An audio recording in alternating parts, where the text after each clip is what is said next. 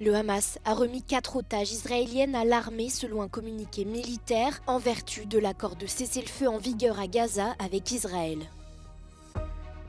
Des dizaines de milliers de personnes ont manifesté en Slovaquie contre le Premier ministre Robert Fico, accusé d'être pro-russe.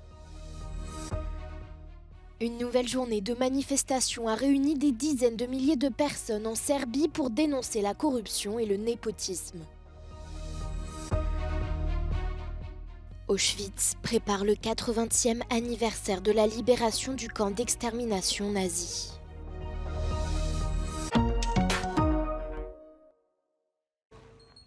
Le Hamas a remis 4 otages israéliennes à l'armée selon un communiqué militaire en vertu de l'accord de cessez-le-feu en vigueur à Gaza avec Israël. Les otages sont des femmes soldats, Karina Ariev, Daniela Gilboa, Nahama Levi et Lili Albag. Elles seront libérées en échange de 180 Palestiniens emprisonnés par Israël. La première phase de l'accord de cessez-le-feu prévoit la libération de 33 otages en 6 semaines. À Gaza, le cessez-le-feu permet aux Palestiniens de regagner leurs maisons, souvent détruites par les frappes aériennes israéliennes. Les civils du Sud pourront emprunter une route côtière vers le nord de la bande de Gaza dès samedi, date du retrait des troupes israéliennes. De son côté, Israël va libérer ce samedi le Palestinien détenu le plus longtemps sans interruption, selon le club des prisonniers.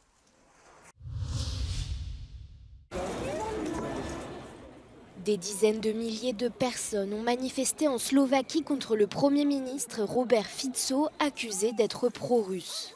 La dernière vague de manifestations a été déclenchée par le récent voyage de Fico à Moscou pour rencontrer Vladimir Poutine, une rare visite d'un dirigeant de l'UE depuis l'invasion de l'Ukraine en 2022. Les récentes remarques de Robert Fico sur une possible sortie de la Slovaquie de l'UE et de l'OTAN ont également suscité la colère des manifestants. En début de semaine, le ministre a accusé les organisateurs des manifestations d'être en contact avec des forces étrangères et de travailler à l'élaboration d'un coup d'État. Il a lié ces accusations à un rapport des services d'espionnage, SIS, présenté au Parlement mardi. L'opposition a rejeté ce rapport, accusant Robert Fico d'utiliser le SIS à des fins politiques. Ce vendredi, une nouvelle journée de manifestation a réuni des dizaines de milliers de personnes pour dénoncer la corruption et le népotisme.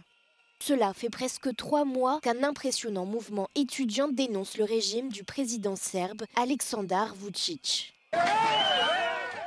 Une étudiante a été blessée vendredi par une automobiliste qui semble l'avoir volontairement renversée. La conductrice a été arrêtée.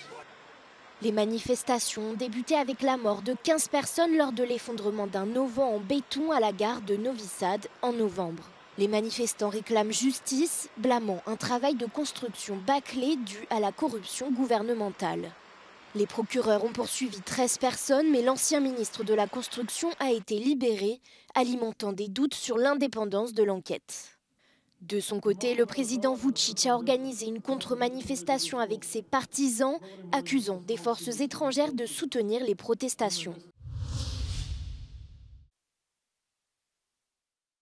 Auschwitz prépare le 80e anniversaire de la libération du camp d'extermination nazi. La cérémonie de commémoration aura lieu le 27 janvier en présence de survivants de l'Holocauste, d'invités internationaux et des autorités polonaises. Au programme, pas de discours politique, seuls les survivants prendront la parole. Mamy nadzieję, że 27 stycznia cały świat połączy się z nami, żeby posłuchać głosu ocalałych z Auschwitz. Les commémorations ont lieu à Oswięcim, une ville qui était sous occupation allemande pendant la Seconde Guerre mondiale.